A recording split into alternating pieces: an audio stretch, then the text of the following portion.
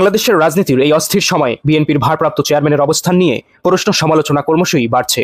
দলের নেতাকর্মী থেকে শুরু করে সাধারণ মানুষ সবাই তাকিয়ে আছে তারেক রহমানের প্রত্যাবর্তনের দিকে। কিন্তু তিনি এখনও লন্ডনে অবস্থান করছেন, যা দলের ভবিষ্যৎ ও জনগণের প্রত্যাশাকে অনিশ্চয়তার মুখে ঠেলে দিচ্ছে। সমালোচকদের মতে লন্ডন কেন্দ্রিক একটি গোষ্ঠী নিজের ক্ষুদ্র স্বার্থে তাকে দেশে ফিরতে বাধা দিচ্ছে, অথচ জাতীয় রাজনীতির এই গুরুত্বপূর্ণ মোড়ে দেশের মাঠে তার উপস্থিতি পারে পরিস্থিতিকে পাল্টে দিতে। একজন নেতার সাহস, সিদ্ধান্ত ও উপস্থিতি সংকট সম্ভাবনায় রূপান্তর করে দিতে পারে। এমন অবস্থায় অনেকে মনে করেন তারেক রহমানের উচিত দেশের মাটিতে ফিরে এসে জনগণের আশা আকাঙ্ক্ষার পাশে দাঁড়ানো। গত এক বছরে তার রাজনৈতিক ইমেজের আমূল পরিবর্তন ঘটেছে। প্রোপাগান্ডা বেড়া ভেঙে তিনি একজন আধুনিক নেতা হিসেবে আবির্ভূত হয়েছেন। ফলে বাংলাদেশে তার প্রত্যাবর্তন শুধু দলের জন্য নয়, গোটা জাতির জন্য অত্যন্ত তাৎপর্যপূর্ণ হয়ে উঠেছে। সম্প্রতি এ বিষয়ে সোশ্যাল অ্যাক্টিভিস্ট ইমতিয়াজ মির্জা তার একটি লেখায় লিখেছেন, তারেক রহমানের উচিত ছিল গত নভেম্বরে বাংলাদেশে চলে যাওয়া। উনি কার কথায়, কাদের কথায় এখনো লন্ডনে বসে আছেন সেটা খুঁজে বের করতে হবে। আমার কাছে তথ্য আছে, লন্ডন কেন্দ্রিক একটা গ্রুপ তাদের আওতার বাইরে চলে যাবে ভেবেই নিজেদের ক্ষুদ্র স্বার্থে তারেক রহমানকে বাংলাদেশে যেতে বাধা দিচ্ছে। কিন্তু এটা খুবই লেম এক্সকিউজ। তারেক রহমান যদি বিএনপি নির্বাচনে জিতে বাংলাদেশের প্রধানমন্ত্রী হবেন, বাংলাদেশ থেকে শেখ হাসিনা উনি নিজেও ফ্যাসিস্ট আওয়ামী লীগ বিতরণে একজন নায়ক। ওনার দেশে গিয়ে রাজনীতি করা উচিত, এটা আমাদের সবার চেয়ে উনি ভালো বোঝার কথা। প্রতিদিন প্রতিটা ঘন্টা দেরি হচ্ছে, খেলা একটু একটু করে হাতছাড়া হচ্ছে, এই তথ্য তার কাছে থাকার কথা। যদি না থাকে তাহলে তার আশেপাশের পুরো টিমকে করে দিন। এরা চাটুৎকারিতা ছাড়া আর কিছু পারবে না। আপনার আশেপাশে হাস সত্য বলবে এমন মানুষ দরকার।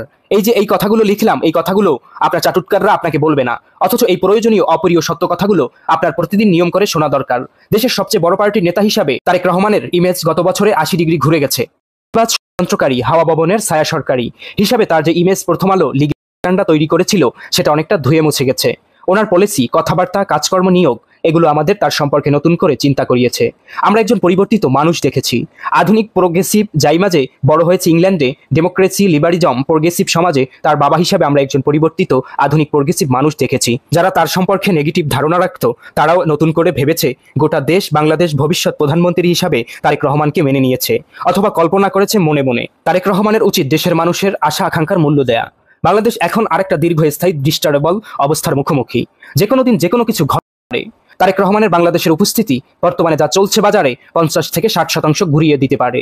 বাকিটা তার আর তার টিমের কাজকর্মের উপর নির্ভর করবে। তারেক রহমানের জীবনের উপর আছে। উনি নিজে শিকার হয়েছেন এবং ক্ষমতা হারালে বা ক্ষমতা লোভীরা তাকে পারে, ইন্ডিয়া তাকে খুন পারে, কিন্তু এইরকম ভয় পেয়ে ওনার রাজনীতি ছেড়ে গান্ধীর মতো দলের মাস্কট হয়ে থাকা উচিত, রাজনীতি করা উচিত না।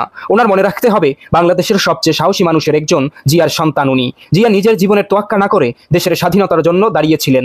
নিজের উপর হুমকি নিয়ে দৈব চক্রে বাংলাদেশের সবচেয়ে সফল রাষ্ট্রপ্রধান ছিলেন। নিজের চলে গেছে দেশের জন্য কাজ করতে করতে। আপনার মা খালেদা জিয়ার হাতে সুযোগ ছিল নিশ্চিন্তে জীবন কাটিয়ে দেয়া। জিয়াউর রহমান পর উনি রাজনীতিতে এসেছেন, রাস্তায় সংগ্রাম করে বাংলাদেশের প্রধানমন্ত্রী হয়েছেন। দেশ ছেড়ে পালিয়ে সুযোগ থাকা সত্ত্বেও উনি দেশের মাটিতে স্বীকার করে মাটি কামড়ে রয়ে গেছেন।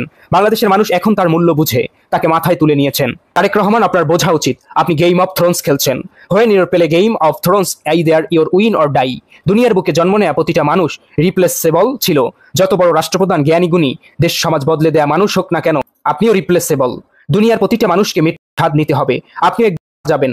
তফাৎটা হলো মৃত্যুর চোখে চোখ রেখে মৃত্যুর শিং ধরে আটকে দিয়ে মৃত্যুর ভয় কুকরে থেকে নিরাপদে লন্ডনে পেলে খেলা এখনই ছেড়ে দিন। আর যদি মৃত্যুর ভয় জয় করতে পারেন তাহলে এই মুহূর্তে দেশে আসেন।